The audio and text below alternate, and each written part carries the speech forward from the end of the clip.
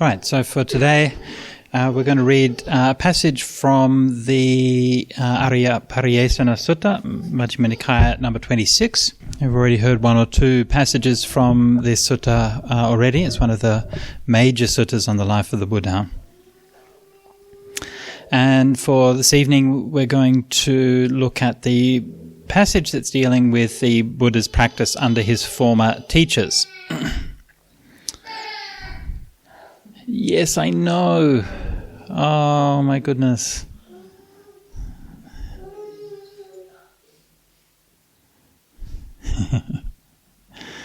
All right. So, and the Buddha is speaking, "Mendicants, before my awakening, when I was still unawakened, but intent upon awakening, I too, being liable to be reborn, sought out what is also being liable to be reborn. Myself, liable to grow old, fall sick, die, sorrow, and become corrupted, I sought what is also liable to these things. Then it occurred to me, why do I, being liable to be reborn, grow old, fall sick, sorrow, die, and become corrupted, seek things that have the same nature? Why don't I seek the unborn, unaging, unailing, undying, sorrowless, uncorrupted, supreme sanctuary, extinguishment?" Sometime later, while still black-haired, and we've looked at this passage before, but sometime later, while still black-haired, blessed with youth in the prime of life, though my mother and father wished otherwise, weeping with tearful faces, I shaved off my hair and beard, dressed in ochre robes, and went forth from the lay life to homelessness. Once I had gone forth, I set out to discover what is skillful, seeking the supreme state of sublime peace. So this is presumably after he's already arrived in Rajagaha, and if we are to take it as chronological, after the events of the previous sutta we read last night. I approached Alara Kalama and said to him, "Reverend Kalama, I wish to live the spiritual life in this teaching and training." I'll just mention a few details as we go, because it's a slightly long story, so if I read to the end, then I might not get all the details as we go. First thing is to notice that the text doesn't really specify the place, but I imagine it's probably likely that it was in the Rajagaha region. We don't really know who Alara Kalama is, and we don't get much of a clue from this passage about what his teaching was. However, and I'll talk more about this later, I think it's, even though it's an inference, I think it's likely that he was a teacher, a Brahmanical teacher in the Upanishadic tradition. Notice that the terminology that the Buddha is using here is familiar ones that the Buddha also used to live the brahmacharya, the spiritual life, and he uses the term the Dhamma Vinaya, the teaching and training. So just as a point of translation, normally when people translate Vinaya, they translate it as discipline. And we discussed yesterday about the Pali Canon and about how we have a book called the Vinaya, which is dealing with monastic conduct. And I don't like that translation for two reasons. Number one being that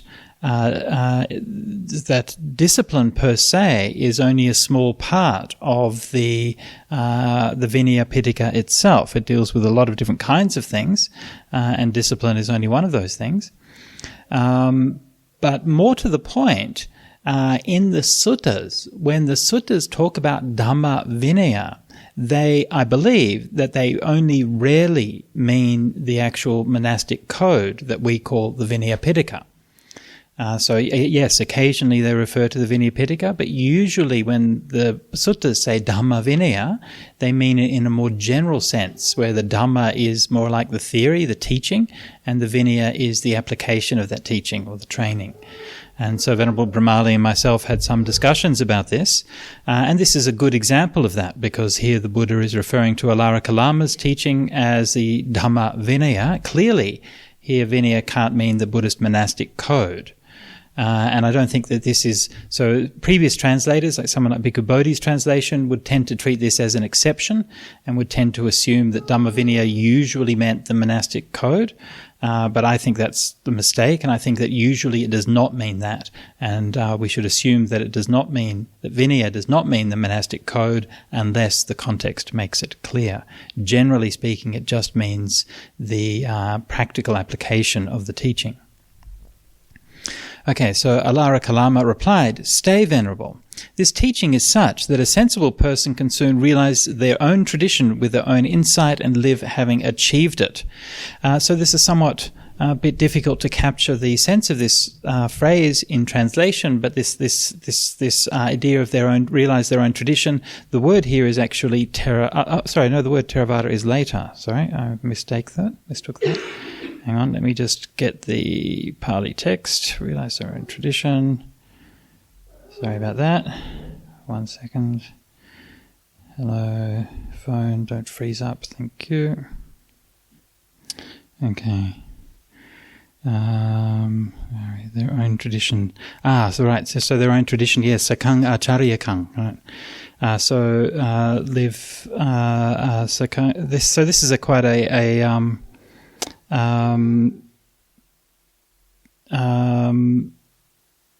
bit of a difficult idiom to figure out, but basically their own the Sakang Acharya Kang means the lineage or the tradition of their teachers. So this is an important point. So that the point here is that Alara Kalama is saying to the Bodhisattva that there is this tradition. And if you come and practice in here, you can actually realize that for yourself. And that's something which is a distinctive feature of many of the Indian traditions, that they relied on that idea that you can actually experience these things for yourself. Not all traditions were like that. In fact, the Buddha was to later make a distinction between certain traditions who rely solely on logic and reasoning, certain traditions that rely only on, say, acceptance of faith in the lineage or belief in what is in the texts. So there were many different traditions, but some of the traditions in ancient India believed that you could take what was in that tradition and actually practice it and realize it for yourself. And of course, that's also the Buddhist tradition, right? So this is something that the Buddha continued on, that idea which he learnt from Alara Kalama. So then the Buddha said, "I quickly memorized that teaching, Kipameva tang dhammang pariyapuning." And again, translators will often say, with something like pariyapuning, they'll say something like, "I quickly learned that teaching." Or something like I studied that teaching, or something like that. And this is something which is a bit difficult to convey in translation, because the manner of education that we do today is very different from what was done in those days. So typically, the first part of the teaching, the first thing you do would be to memorize the texts, and you would sit down with a teacher, and the teacher would recite the text and you would memorize it, and the teacher would also explain the meaning of it. So you were memorizing texts. So in my translation, I wanted to try to convey this kind of sense that when you're talking about learning something, you're not just, listening to a Dhamma talk or reading a book or something. You're actually memorizing the texts themselves. And he goes on, "So far as lip recital and oral recitation were concerned, I spoke with knowledge and the authority of the elders. I claimed to know and see, and so did others." Okay, so here then it's reaffirming and reiterating that this is talking about the memorizing and reciting of an oral scripture. And the word, the authority of the elders, is Theravada. So these days we talk about Theravada Buddhism. Within the suttas, that word is not found as a reference to the Buddha's teachings, but the word Theravada is only used in this particular sense, where it refers presumably to the Brahmanical tradition. So there you go, if you think you're Theravadan. Now, this passage is, I think, quite decisive in deciding who these people were, because the only scripture that is referred to in the suttas is the Brahmanical scriptures. Right? Now we know that the Jains and other groups did have scriptures, or at least they evolved scriptures at a certain point of time, but we don't actually hear any references to those within the Pali Canon. So it seems likely that they weren't perhaps formalized or weren't so well known or so prominent at the time. The only spiritual scriptures that's actually mentioned at all in the Buddhist text is the three Vedas and the ancillary literature. So when the Buddha's referring here to memorizing the scriptures, then as far as I'm concerned, that's decisive that he must have been practicing in a Brahmanical tradition, remembering that by this time the Brahmanical tradition was quite diverse. Okay. Then it occurred to me, it is not solely by mere faith that Alara Kalama declares, I have realized this teaching with my own insight and live having achieved it. Surely he meditates knowing and seeing this teaching. Okay, so again, this is another interesting dimension of this teaching, which is one of the things that the Buddha brought into his teaching, right? Not by mere faith. And the Pali here is saddha mataka, which literally means mere faith. And so it's interesting that in the Indian tradition, before the Buddha, this idea, it's not dismissing faith, but it's certainly not exalting faith as one of the highest virtues, right? Faith itself is fine, but there's something more to it than just faith. And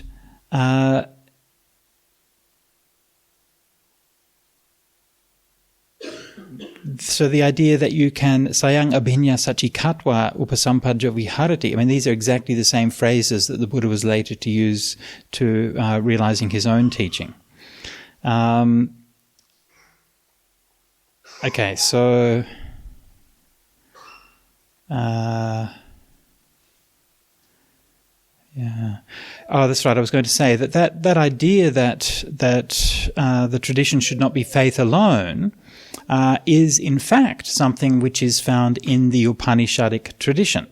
If we look into the oldest Brahmanical scriptures, the Vedas, we find what is essentially a liturgical literature. The Vedas are largely songs and hymns in celebration of the feats and the exploits of the gods, in homage to the gods and celebration of nature and these kinds of things. We don't find very much philosophical content to them.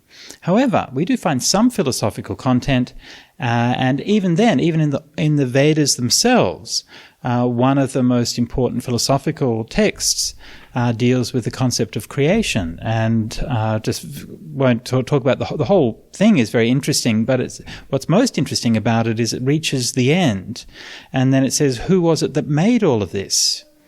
And then it says, only he who sits in the highest heaven and surveys all this creation from above, only he knows. Or perhaps even he doesn't know. Right? So right within that oldest tradition that we have, there's this idea of this kind of slightly skeptical, slightly inquiring, this kind of sense of wonder about the possibility of knowing.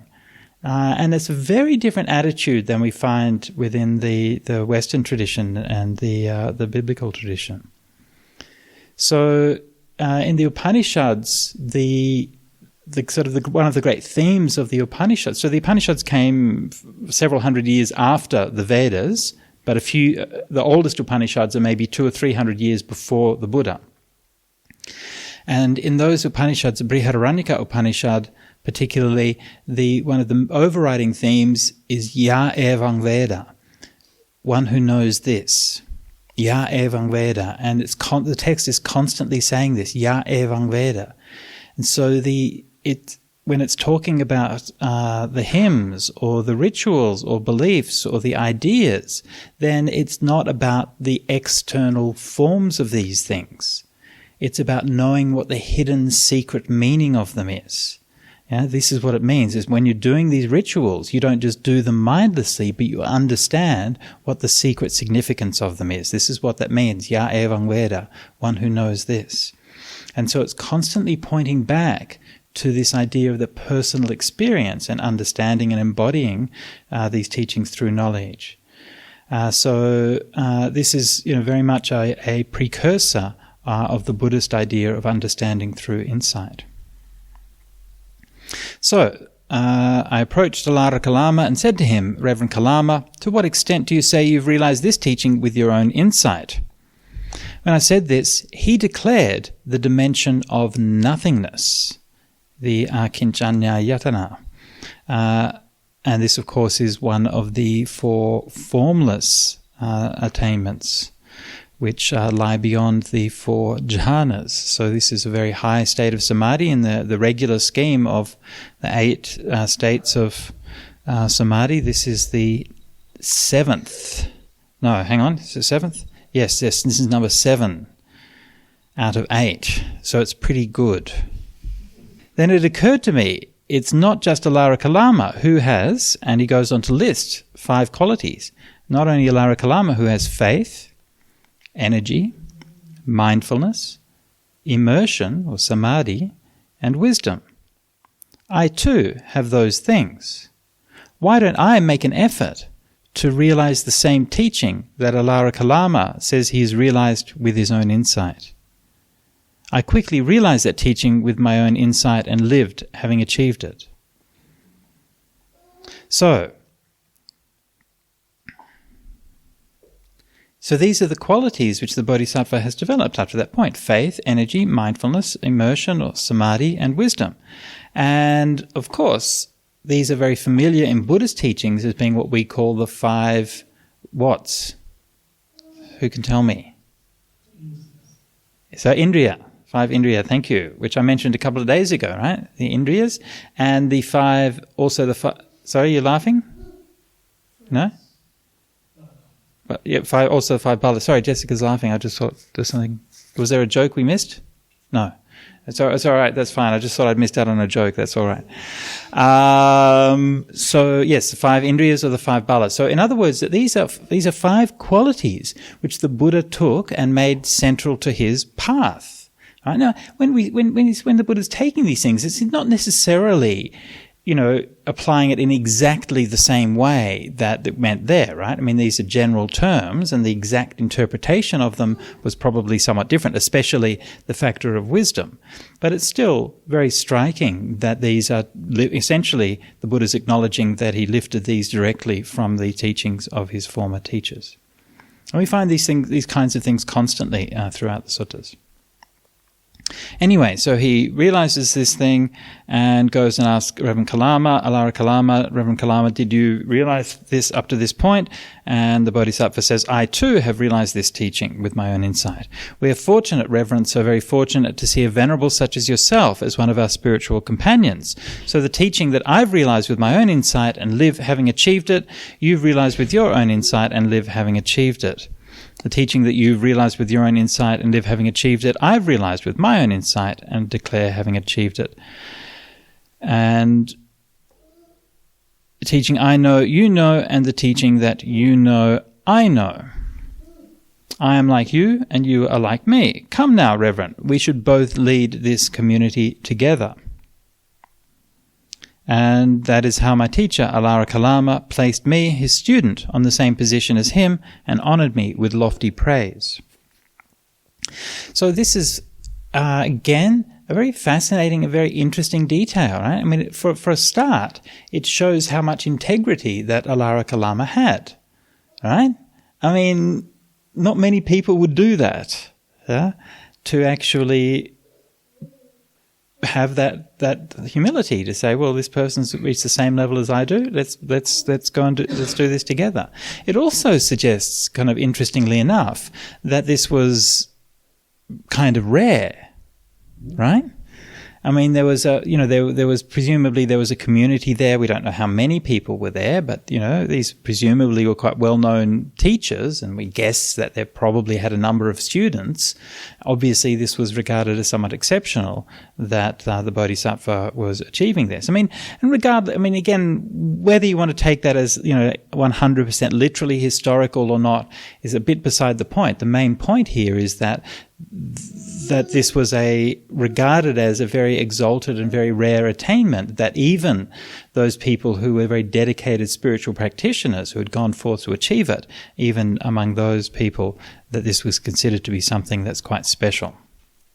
And so this is kind of the point of this narrative, right? The point of this narrative is to say that the Buddha went and practiced with the very best, and he achieved the very highest level, right? It's a bit like saying, if you're a programmer and you're like, well, I went and studied at MIT and went and worked at Google, and and this is your kind of qualifications. This is a qualification. You've been with the very best. And then, despite that, the Bodhisattva went on and said, then it occurred to me, this teaching doesn't lead to disillusionment, dispassion, cessation, peace, insight, awakening and extinguishment. It only leads as far as rebirth in the dimension of nothingness. Realizing that this teaching was inadequate, I left disappointed. So, again, most of us would probably feel pretty good about ourselves, right? You go there and you realize this really super duper wowza meditation, and you go to your teacher and say, hey, I got this really cool stuff. And they say, yeah, it really is cool stuff. Let's be famous meditation teachers together. That's what we all want, right? And he says, nah, it's not good enough. Huh? So notice the reason why it's not good enough is because it's still connected with rebirth. Yeah? It's still connected with rebirth. So the idea in Buddhism, that one of the basic teachings is that the place that we get reborn and the state that we get reborn is related to the intentions and so on that we develop in this life. And normally the intentions that we have in our life and the choices that we make, of course there's many of them, right? We make many different choices, and all of them can affect the course that our mind goes after we die. However, if we reach a very powerful state of meditation, especially a jhana state of meditation, or a formless state like this, then this is such a powerful state of mind that it overpowers any of the other karma. All right, and the Buddha compares it to the sound of a very loud trumpeter who makes such a loud noise that it overpowers any other kind of noise, and you can hear it in any of the directions. I used to live with a trumpeter in Sydney, so I can confirm that that's the case.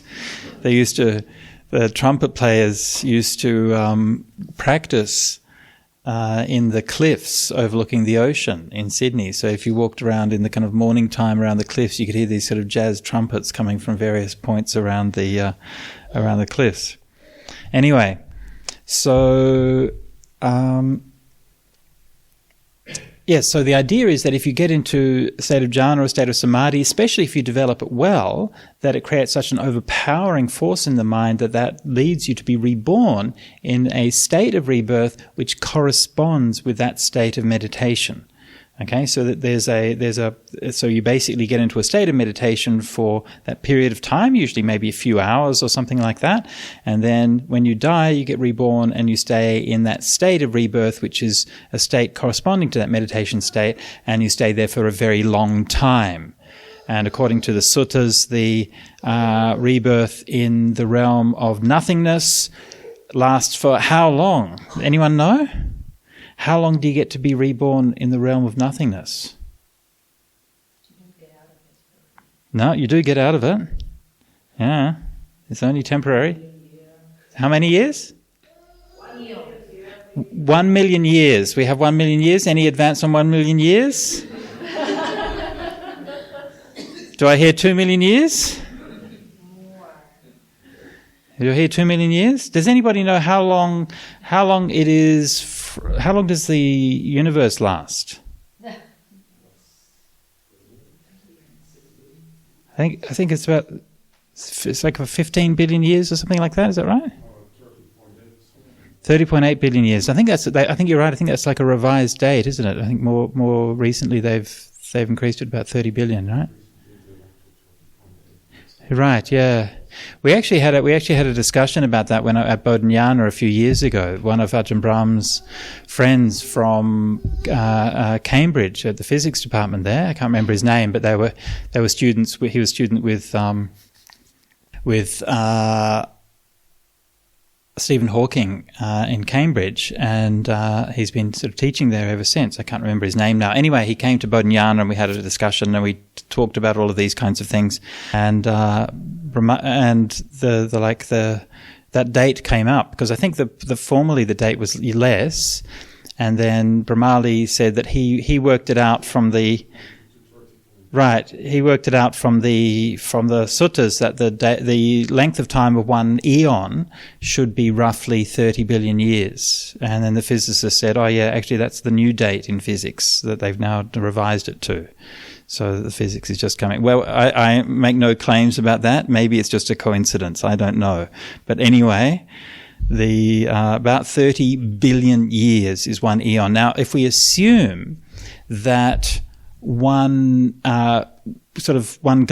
universal cycle is equivalent to one eon in Buddhism, right? Let's assume that, whether it is or not, I don't know, that then the rebirth in the realm of the first jhana is one eon. Okay, so that's one whole universe long is you get to stay in the first jhana. In the second jhana, it's 2 eons. Anyway, it goes up, and by the time we get to this one, the realm of nothingness, it's 60,000 eons. All right.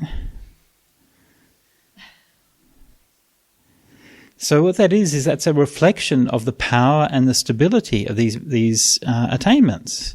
Right? And so again, I when it comes to these things, how literally are we supposed to take it? What exactly does that mean? How does that map onto the physical age of the universe? Look, these are 2,500-year-old spiritual texts. I think we have to be cautious about how we interpret them.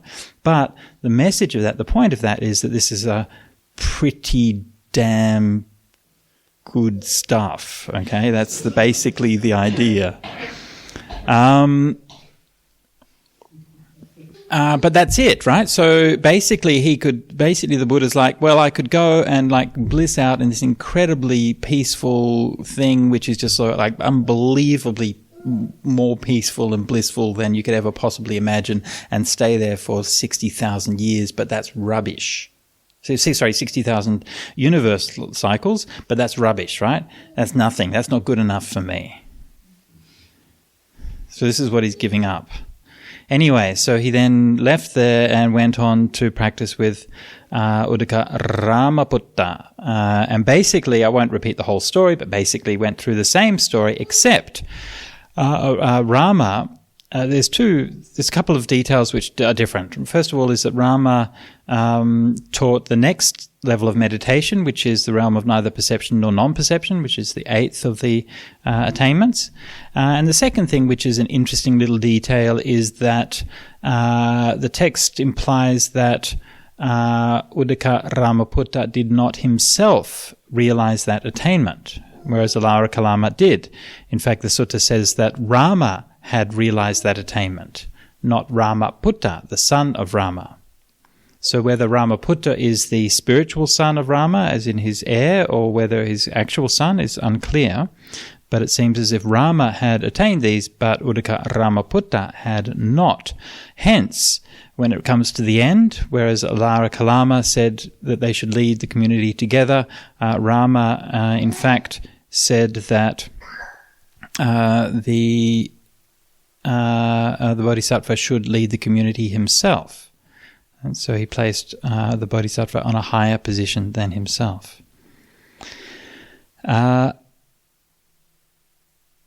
So that particular difference, and it's been pointed out it's one of text critical significance, because the grammatical difference between one of those passages and the next is very slight, but they vary in the tenses, right? So that teaching which Rama knew, so you know, and the tenses are very slightly different, and yet that very slight difference is actually maintained consistently across all the different versions of the text, and so it's a testament to how precisely that small difference was maintained. So then the Bodhisattva also left that teaching feeling disappointed. So this is the end of that particular passage. Now, to return to Klaus's question from, was it 3 nights ago now? I told you I wouldn't forget, right? So Klaus asked a question which is a sort of quite a common problem of interpretation in this passage, is that, well, what's going on? Because later on the Buddha said that he got into first jhana, and then he said this is a path to enlightenment, but here he's getting into like even deeper states of meditation, and he's saying this isn't good enough. So what's the difference, right? I mean, he must have been through all the jhanas. I mean, it says that he'd attained samadhi, which means that the 4 jhanas. So he's obviously practicing jhanas and even deeper states than jhanas, and yet he doesn't make that link. So what is the difference? Well, the difference is that when he was a kid, as we talked about when we discussed that his experience when he was a kid, there wasn't any doctrine involved. There wasn't any view. It was just a process of nature. There's a distinctively different tone and style to the circumstances, right? When he and notice how that this passage emphasizes again and again and again that you're practicing sakang acharya kang, right? You're practicing your own teacher's lineage. You're practicing the Theravada, right? The doctrine of the elders, yeah? That you are memorizing and lip reciting the texts. The entire framing of that passage is to say that this is an experience which is in order to implement those things which you have learnt in those texts.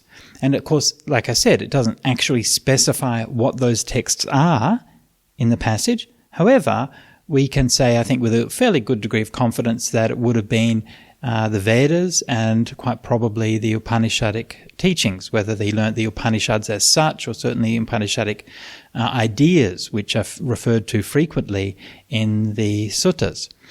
So the essence of those Upanishadic ideas is something like that. When you reach these deep states of meditation, you realize that the boundaries around your little self, your little Atman, which you think is your personal self, dissolve. And you realize that your personal self in reality is identical with the divinity that is the cosmos. Right? This is the Upanishadic teaching, tad twang asi, thou art that. And so the idea that, or as the suttas will often put it, so atta, so loco, the self is identical with the cosmos. So this idea that you dissolve yourself and that you immerse with that experience of the oneness, which is the universe, then the Buddha in his experience, and when he's practicing it, he realizes, oh, well, actually, this is just a state of being. Right? This is just a state of being reborn. I'm just going to get reborn. I'll be in this state and I'll be like that for a while, a good long while, and then it comes to an end. And so he began to realize that there's some kind of limitation to it. So the fact that meditation attainment didn't happen purely as a natural process, but it happened as an outcome of a particular philosophy and a particular kind of doctrine shaped that experience. And so this is the difference, that when he practiced as a child, even though it was even a lesser, a weaker form of samadhi, only first jhana, then it was a natural process. So this, to me, the point is that he could recollect that this is actually something which is not bound up with that particular metaphysical set of beliefs. Does that answer your question? Think about it. Get back to me in 3 days.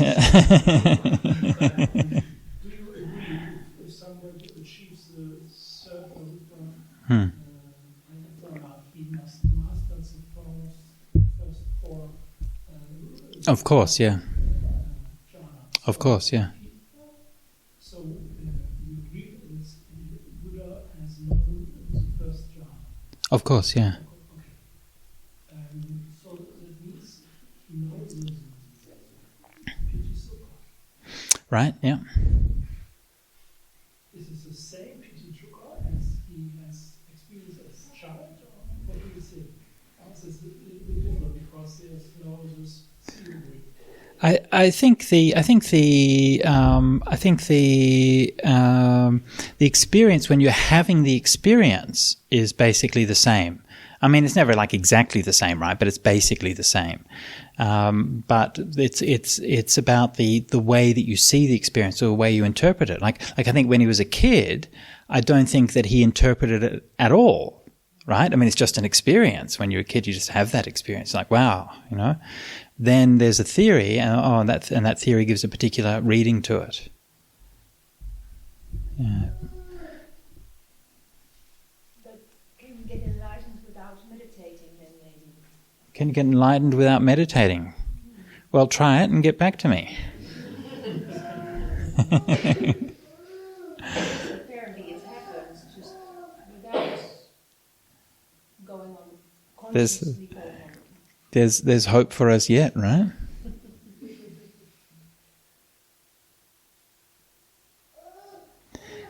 Well, I mean, is it possible to win an Olympic marathon without training? Possible, maybe.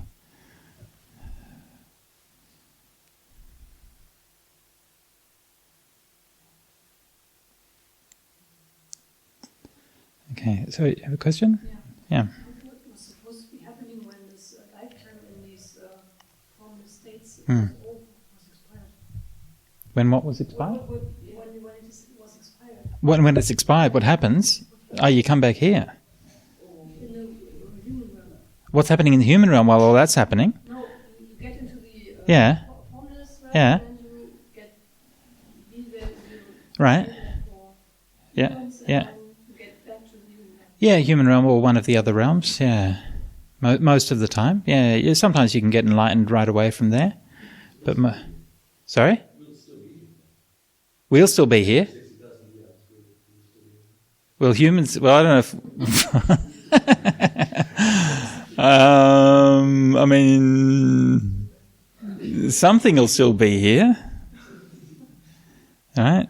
I mean, humans come and go, or very sentient beings. I mean, the Earth won't be here. That'll be kind of burnt up to a crisp. Yeah. So, but yeah, sentient beings will re-evolve. Yeah. For better or for worse.